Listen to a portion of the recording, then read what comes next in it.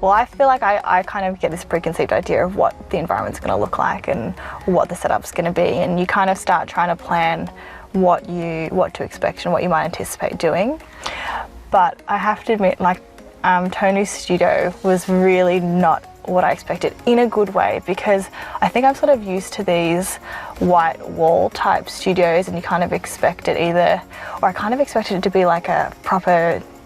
real full-on gym setup or something like that. But his studio is really cool because you walk in, like,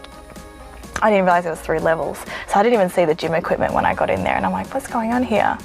But it's really authentic. I know Tony, as we were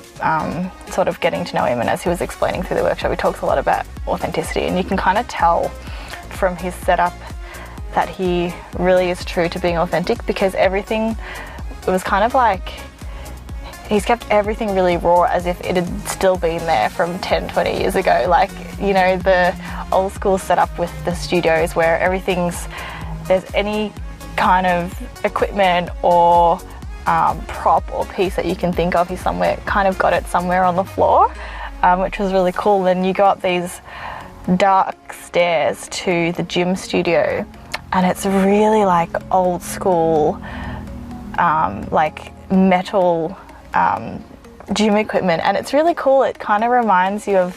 what you'd seen in an old, like, Arnold Schwarzenegger movie or like video or something like that, which is really cool. So yeah, it is really authentic, and you can tell he's really passionate about true photography. I'd never actually done a photo shoot where it's a workshop style, so there's students there who are learning from Tony,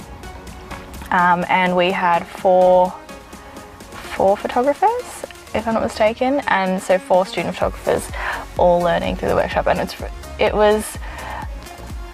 like, at first you're like, oh gosh, there's going to be all these cameras around, and in a way it is, but it's kind of fun and exciting because you're not just waiting on that one person to make a decision about where to stand or how to look, because there's always constantly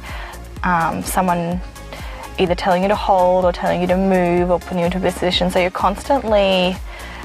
thinking, you're constantly acting, and you're constantly being placed, or, you know, being put into a position and getting set up for a photo. Whereas depending on, you know, certain photo shoots, you might